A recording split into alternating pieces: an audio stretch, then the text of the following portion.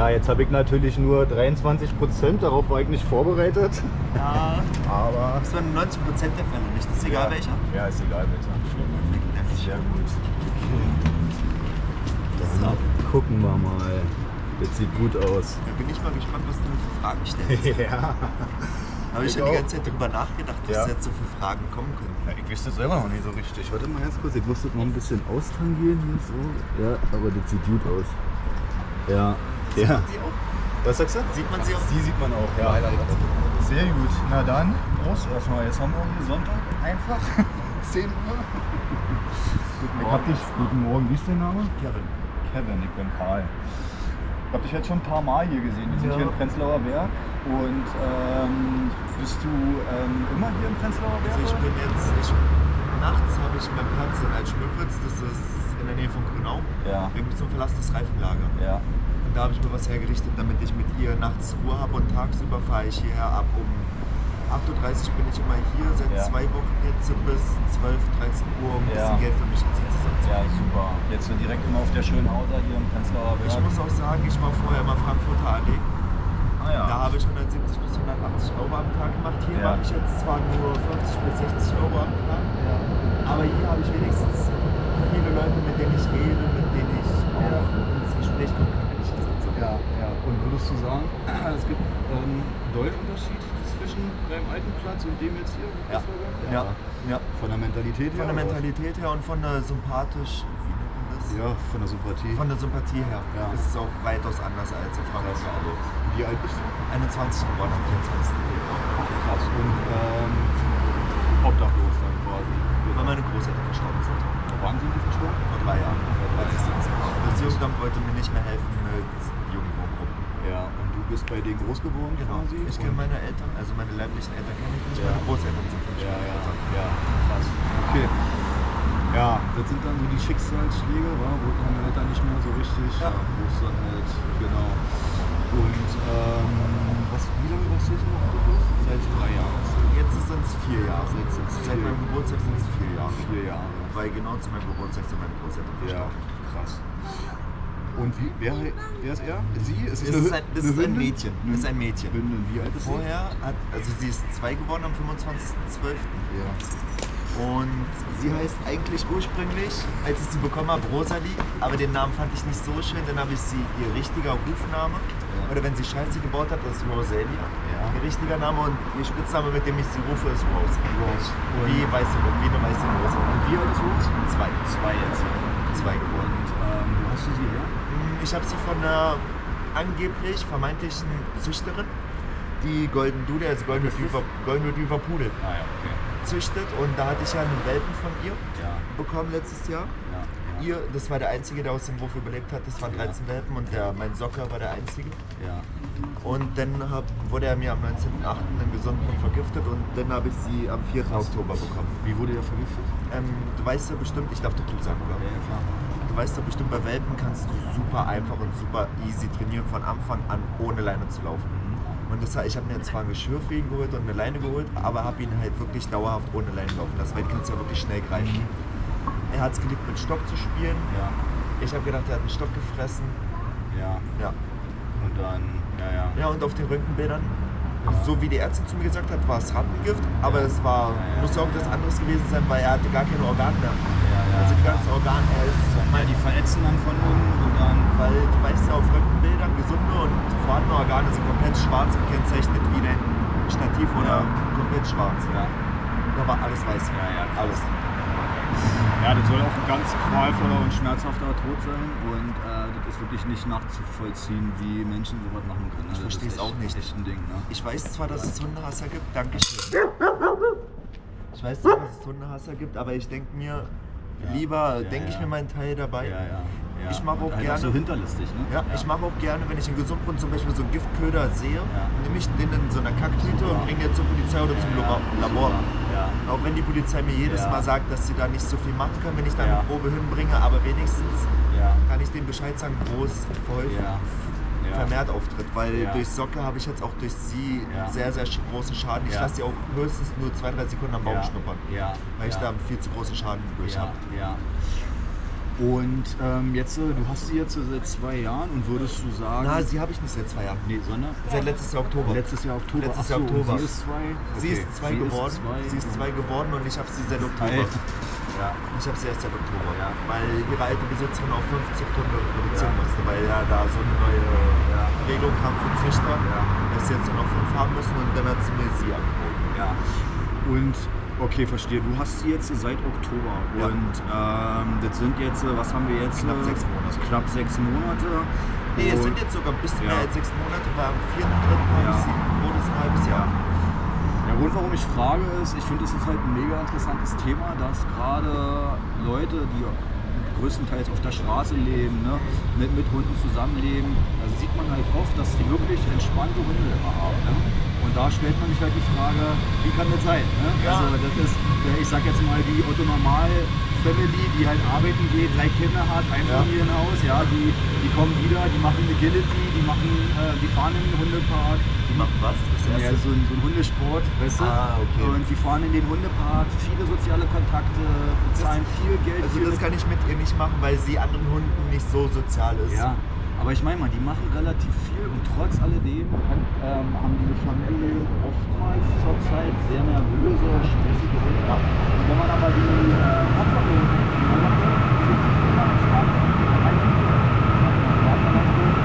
als ich hier 2-3 Mal vorbeigefahren bin, habe ich mir auch gedacht, krass, schon wieder ein Paradebeispiel. Ja, du sitzt hier, du fragst nach Spenden, wieder ein entspannter Hund. Könntest du dir erklären, warum das ist? Ich weiß es nicht.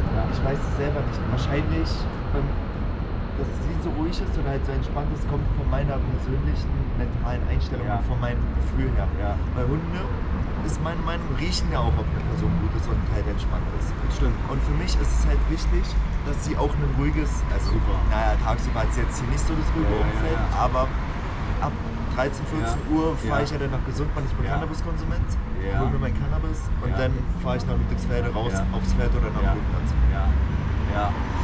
Ja, das ist wirklich interessant und es gibt auch viele Theorien dafür und ich denke, dass es halt einfach damit zu tun hat, weil der Hund halt vom Wolf domestiziert wurde, ne? Er ist ein Rudeltier. Und die sind doch auch eigentlich dafür geschaffen, draußen zu leben, meiner Meinung nach. Bis wir uns Menschen das angeeignet haben, uns sowas als Haustier zu holen. Genau. Und wenn du halt den Hund rund um die Uhr mit dabei hast, ne? Und ihm halt auch zeigst, nee, jetzt bleibst du hier liegen und jetzt hast du ein bisschen Spür, aber er ist rund um die Uhr beim Rudel, dann hast du nicht dieses, okay, ich bin komplett alleine und depressiv und jetzt ist voll Action beim Hundesport oder so. Ne? Das ist auch der Grund, Grund, warum ich mir eigentlich sowieso, ihr Welpe war mein erster Hund in meinem Leben und das war eigentlich der Hauptgrund wegen meiner Psyche, wegen meiner Depression und wegen meinem Borderline. Hat sie geholfen? Sie hat Socke, also sie hat mir erst seitdem ich sie habe, aber Socke hat vorher. Ja, muss man ganz kurz gucken wegen Akku. Ja, alles gut, weil er war so klein. Ja. Ah, das sieht noch, okay, Hälfte ungefähr, super. Weil er war so klein. Ja, krass. Und er hat mir, Wie alt? er ist nicht mal ein halbes Jahr alt geworden. Ja, okay. 3 Tage nach mir wurde er geboren. Ja. Also ich habe am 24.02., am 27.02. Ja, Er wäre jetzt mittlerweile 1 Jahr und 1 Monat. Ja, okay, heftig. Und als ich mich hier hingehockt habe und das Stativ aufgebaut habe, da hat er ja sofort eigentlich schon krasse Angst gezeigt. Ne? Ja, vor der Stativ. Weil ich schätze mal, dass da irgendwie was mit einer Stange oder mit irgendeinem Stock passiert sein muss. Ja, krass. Weil wenn ich auch sie zum Beispiel hier an der Seite anfasse und sie zum Beispiel so liegt, zuckt sie auch manchmal ganz da. Da muss sie auch wahrscheinlich Schläge in die Seite reinbekommen haben. Ja. Oder wenn ich meine Hand zu schnell hebe oder zu schnell senke, zuckt sie auch ganz doll und quietscht meistens. Ja, heftig, ja. Und dann noch eine Winde, ne? Extra sensibel. Ja, und ich denke mir so, angeblich ist es ja eine offizielle Züchterin, wirklich eine geprüfte Züchterin, dass ich dann in Anführungsstrichen einen Problemhund von ihr bekomme, wo sie mir vorher sagt, yo, sie ist super, da ist nichts passiert. Ja. Finde ich schon ein bisschen.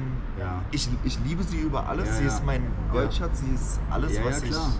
Also ich lasse über sie nichts kommen. Ja. Aber ich finde es halt schon kacke, dass die Züchterin mir nicht gesagt hat, dass da einige Schäden vorherrschen. Ja, verstehe. Und was ich bei ihrer bei der Züchterin kacke fand, dass sie da immer Nassfutter bekommen hat. Und sie hat böse Zahnsteine bekommen. Ja, krass. Und mir wurde halt gesagt, dass Hunde daran auch versterben können. Echt, ja? Ja. Das ist nicht, ja. Hartes Fressen ist immer besser, ne? Weil der Zahnstein sich dann abbaut. Ich Ne? kann dir mal zeigen, was ich so regelmäßig eigentlich für Hundefutter dabei habe. Die hier hole ich meistens, weil es ist einfacher zu tragen. Ja. Auch wenn ich nicht so der Fan davon bin, weil da Zucker drin ist. Ja. Und dann zurzeit hole ich lieber das, weil sie nicht an das hier rangeht. Du hast deine ganze Tasche voll mit Hundesachen. Also das hier ist meistens Rose ihre Tasche. Ja. Und dann habe ich da noch eine zweite Decke drin. Ja. Ja. Also Geil. hier ist wirklich einmal alles drin. Hammer. Und wenn du dann jetzt, wo bist du hier in Berlin aufgewachsen? Nee, in Ludwigsfelde. Ludwigsfelde. Und wie muss man sich das vorstellen? Du warst dann da in einer Mietswohnung mit Ja. deinen Großeltern Ja. quasi. Ja. Und dann- ich als 17-Jähriger konnte natürlich die 450, ich glaube sogar das war 500 Euro nicht alleine zahlen. Ja. Und das Jugendamt wollte mir keine weitere Wohngruppe stellen, weil ich auch, Ja. als meine Großeltern noch gelebt haben, sehr, sehr lange auch in Jugendwohngruppen gelebt habe. Ja. Und ja, da haben die gesagt, nö, du bist mehr. aus den letzten rausgeflogen, es hat alles nicht geklappt, wir stellen dir keine neue mehr. Ja, heftig, ja. Und da denke ich mir so, ich weiß, dass das Jugendamt eigentlich verpflichtet ist, bis zum 25. Lebensjahr für mich zu sorgen. Ja. So wie ich das jetzt gelesen habe. Ja. Aber so wie es jetzt bekomme, scheißt sogar das Jobcenter auf mich.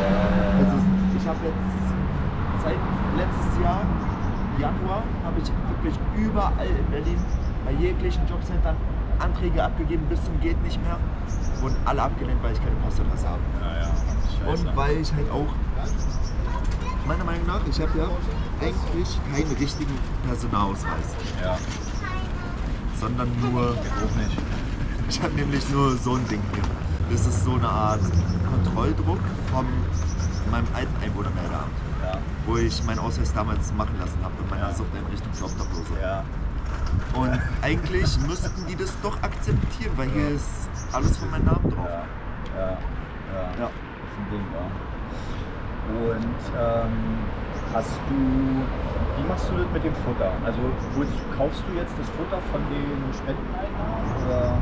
Zurzeit, ich bin ehrlich, zurzeit brauche ich kein Geld für Hundefutter ausgeben, weil ich und meine beste Freundin wissen schon gar nicht mehr, wohin mit dem Hundefutter. Weil Super. Dachboden ist voll, Keller ist voll, Garage ist voll. Okay, das ist ja schon sehr gut. Also Ja. von dem Geld kaufe ich, bin ich ehrlich, hauptsächlich für mich mein Cannabis. Ja. Weil ich bin Cannabiskonsument und Ja. ich brauche am Tag meine 20 Euro Cannabis. Ja, Weil okay. sonst, Verstehe. Ja. weil ich habe auch eine chronische Darmentzündung Ja. und das nimmt mir meine Schübe und meine Schmerzen. Und hattest du schon mal die Situation, dass du einen Tierarztkosten bezahlen musstest oder sowas? Socke. Wie machst du das dann?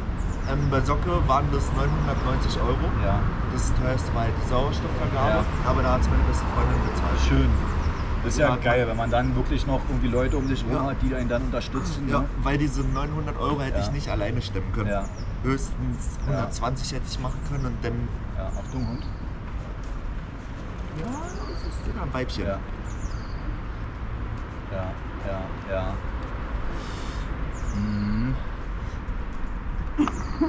Und mir wurde auch gesagt, dass ich eigentlich durch meine Hundehaarallergie, weil ich habe eine Freundin von mir hat einen Labrador und da kriege ich immer Ausschläge am ganzen Körper, wenn ich mit dem kuschel. Da wurde mir gesagt, muss ich immer was mit Pudel trinken. Ja. Weil die dieses Enzym in der Hab ich auch Schnuppe nicht haben. Habe ich auch schon mal gehört. Ja. Weil mir wurde erklärt, dass sie dieses Enzym in der Zunge nicht haben. Ja. Oder in der Speichel, weil die lecken sich ja und Ja. dagegen bin ich allergisch. Ja. Und eigentlich wollte ich mir einen Golden Retriever holen, Ja. dann kam ihre raus. Ja. Ist ja so gesehen zur Hälfte auch Golden Ja. Retriever, weil Golden Retriever Pudel. Ja, und was ich auch schon mal gehört habe, ist, dass wenn du ein Hundeallergiker bist und du entscheidest dich trotzdem dafür, irgendwie einen Hund zu holen, weil du nur eine leichte Allergie hast oder so, machen viele den Fehler, dass die sich dann Hunde mit kurzen Haaren holen, weil sie denken, es ist weniger Haar. Aber Also das die, ist doppelt so viel Haar meistens. ja, und die wirbeln in der Luft rum und dadurch kommen sie in die Nase und deswegen ist es schlimmer, als wenn du einen langhaarigen Hund hast, weil die liegen dann auf dem Boden und die brauchst du nur Ja, aufwischen. und bei ihr, sie ja. verliert ja wirklich, siehst du ja an meinem Pulli, Ja. wie wenig Haare sie Ja. verliert. Ja, Und bei ihr muss ich halt wirklich hauptsächlich nur bürsten. ja. Und sie war, als ich sie bekommen habe, am ganzen Körper so. Ja, super. Also so komplett zerfällt. Ja. Ist sie erstmal runtergeschoren. Und wenn jetzt in Zukunft mal was sein sollte, du hast jetzt Tierarztkosten oder so, bekommst du da immer Unterstützung? Ich habe oder? jetzt eine Tierärztin gefunden, wo Sehr ich gut. Perfekt. Ja. nichts bezahlen muss. Für Medikamente muss ich Ja, nichts bezahlen, geil. für Behandlung muss ich nichts bezahlen, für alles muss ich nichts bezahlen. Ja. Aber ich gebe da trotzdem immer 2-3 Euro hin. Schön. Super. Also da brauche ich mir auf jeden Fall in der Zukunft keine Sorgen machen wegen Tierarztkosten. Hammer. Ja. Geil. Ja, krass. Und wenn jetzt in Zukunft irgendwas kommen sollte, hast du eine Tierärztin gefunden, Ja. die Mir alles kostenlos macht. So alles gesehen. kostenlos macht? Super. Perfekt, Mann. Wirklich richtig gut. Eine schöne Grundlage, weil meistens ist es ja so, dass man dann, ich war 10 Jahre lang Polizeibeamter gewesen, ich habe mit 16 habe ich angefangen aber das war nicht das zwischen mir und das hat nicht funktioniert so richtig. 10 Jahre gemacht und Ich wollte damals auch immer Polizist werden, Ja. aber dann, als ich angefangen habe zu kiffen, dachte ich mir so, okay, nein, Ja. mache ich lieber doch nicht. Und dann, als ich öfter von der Polizei Ja. erwischt wurde, dachte ich mir so, nee, Ja. der Zug ist Ja. abgefahren. Und wir haben das so oft gehabt, dass wir Einsätze hatten hier, ne, irgendwo im Moabit oder was auch immer. Und dann waren ja die Hunde da in der Mülltonne drin gewesen, ne, weil sie einfach nicht, die hatten keine Möglichkeit, die hatten keine finanziellen Mittel. Ernsthaft? Ja. Da hat dann einer angerufen und meinte, ja, hier ist wieder ein Hund in der Mülltonne. Und dann hatten die halt keine finanziellen Mittel und dann schmeißen die einfach hier in eine Mülltonne rein, ne, und dann ist halt Feierabend. Wenn die tot sind. Wenn die tot sind, ja, genau. Oder ja, das ist halt immer, deswegen, wenn man sich einen Hund zulegt, ne, da muss irgendwie eine Grundlage bestehen, Ja. wenn was ist, irgendwie. Ne? Ja. Aber richtig gut, dass du in Berlin bist, weil hier ist ja, wie sagt man, der soziale Auffangkreis ist ja relativ Ja, gut so. Und Auch wenn's wenn hier manchmal Leute vorbeilaufen Ja. und sagen, es gibt doch schon Millionen von Schnorrern hier in Berlin, verpiss dich. Ja, gut, aber da muss man weghören. Aber ich sag jetzt mal, dass Tierärzte die Möglichkeit geben, euch zu unterstützen, ist natürlich mega. Ja, Ne? ja. Also ich glaube nicht, dass du das irgendwo auf dem Dorf findest. Nee, auf dem Dorf schwierig. Ich habe Ja. als Schmöckwitz mal nachgefragt Ja. und da hätte Ja. ich wirklich einen Unsummen an Ja. Geld jedes Mal Ja. bezahlen müssen. Wird es bestimmt auch auf Dörfern geben, aber ich meine jetzt mal tendenziell so gesehen, ne, ist es eher schwierig, ja. Würden meine Großeltern noch leben, wäre das halt praktisch, weil meine Großmutter war Tierärztin damals. Ja, krass. Würde die noch leben, dann würde Ja. die das bei Ja. ihr alles selber machen. Ja, krass. Und hast du irgendwie dann so hier Bekannte, irgendwelche, die auch auf der Straße leben, wo dein Hund in soziale Kontakte kommt? Oder ist Wenig. Wenig. Okay. Ich bin Ja. eher für mich alleine und Super. mit Rose. Ja, ist auch Weil nicht schlimm. ich versuche auch eher wenig Kontakt mit fremden Menschen Ja. oder halt Ja. wenig soziale Kontakte zu pflegen, weil ich sehr, sehr oft verarscht wurde von Ja, Menschen. ja, ja. Und da Ja, brauche ich nicht so viele. Ja. Also Ja. die wichtigsten in meinem Leben sind meine beste Freundin und mein bester Freund. schön. Super. Und mehr brauche ich auch eigentlich so gesehen gar nicht. Mehr brauchen wir noch nicht. Jetzt muss ich mal ganz kurz gucken. Ja, super. Und ich habe mir auch irgendwann gesagt, sollte mein bester Freund oder meine beste Freundin irgendwann die Freundschaft beenden oder die Freundschaft irgendwann nicht mehr sein, gibt es auch keinen besten Freund und keine beste Freundin mehr. Weil sowas hat man Ja. nur einmal im Leben. Ja, richtig. Nee, ist auch so. Cool. Machst du irgendwas mit ihr? Also trainierst du, kann sie irgendwie so sitzen oder sowas? Sitz? Ja. Mittlerweile ja. Ja? Mittlerweile ja, aber da muss ich sie auch schon ein bisschen strenger ansprechen. Ja. Und ist sie verfressen? Ja. Ja? Ja? Ja, Gott sei Dank hat sie heute schon genug gegessen. Ja, wa? Ja. Aber mich wundert es, ich dachte eigentlich, dass Golden Retriever gar nicht so verfressen sind. Ja. Ich kannte das halt immer nur von Labrador, weil meine Großeltern haben Labradore gezüchtet. Ja. Und da kannte ich das halt her, dass Labradore sehr verfressen sind. Aber den Goldie wusste ich nicht. Ja. Witzig. Und was ich bei ihr nicht so schön finde, sind die Pfoten. Ja. Das sind so typische Pudelpfoten. Aber ich habe mal gehört, dass die ganzen Pudelrassen, die sollen nicht doof sein. Ne? Die sollen Super. Ja, Also ich ja. muss sagen, seitdem ich sie habe, habe ich mich richtig in Pudel verliebt. Ja. Und was ich bei ihr ganz da aufpassen muss, du siehst hier schon, muss ich immer die Pfoten freischneiden. Ja. Und was Das sie verklumpt dann so, wa? ja, es zerfilzt wie an ihrem Ohr Ja. und dann tut es die Weh beim Ja. Laufen. Und was ich halt sehr, sehr Ja. toll bei ihr finde, siehst du jetzt schon, Ja. sie hat schön helle Krallen. Ja, das stimmt. Und ich kann wunderschön die Krallen bei ihr schneiden. Ja.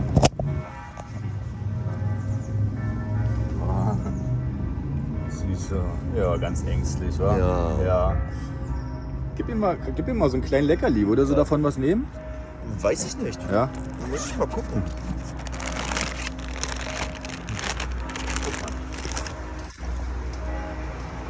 Schön. Super. Aber ich habe auch gemerkt, dass sie die mehr frisst als dieses harte Trockenfutter, Ja. weil die sind, wie du siehst, Ja. sehr, sehr schön weich. Ja. Und wenn ich zum Beispiel mal in Polen bin und da Leckerlis kaufen will, Ja. hole ich da auch Ja. schon gut Leckerlis, weil da sind die wirklich sehr, sehr natürlich und Ja. zu 90% aus wirklich Fleisch gemacht worden. Ja. Oh Mensch, war ängstliche Hündin. Aber schön, dass er dich hat, auf jeden Fall. Oh, ja. Ne? Ja, ja. Das hat mich auch sowieso verwundert, weil ich merke ja selber, wenn ich zum Beispiel hier langlaufe, ist sie sehr, sehr panisch. Ja. Also da ist sie wirklich sehr, sehr panisch und da habe ich mir auch von einem Hundetrainer einen Tipp abgeholt, weil ich bin auch eigentlich nicht so der Fan von diesen Halsbändern hier. Ja. Da bin ich nicht so der Fan, aber es war das einzige Halsband, was sie sich hat rummachen lassen. Ja. Da habe ich mir den Tipp abgeholt, wenn sie mir zum Beispiel in der Stadt zu sehr nach vorne zieht und ich sie nicht unter Kontrolle habe, Ja. einfach Halsband so weg wie es geht unterm Kinn ansetzen Okay. und nur mit dem Finger Ja. so halten. Ja. So halten und dann kann sie nicht mehr nach vorne ziehen. Ah ja. Auch wenn das echt brutal aussieht, Ja, warte, ja. ich kann dir das immer zeigen, wie das aussieht. Ja. Auch wenn das echt brutal aussieht, wenn ich das mache, Ja. mache ich das so Ja.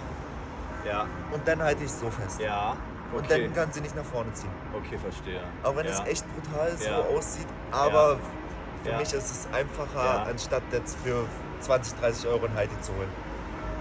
Nach meiner Polizei habe ich eine Hundetrainerausbildung gemacht und genau, habe die Hundetrainerausbildung gemacht und war zum Schluss bei der Polizei auch in so einer Diensthundeführergeschichte mit drin und habe da so ein bisschen meine Erfahrung gesammelt. Krass. Und wenn ich dir auch einen Tipp noch geben kann, ne? Gerne, ich nehme Tipps gerne an. Genau.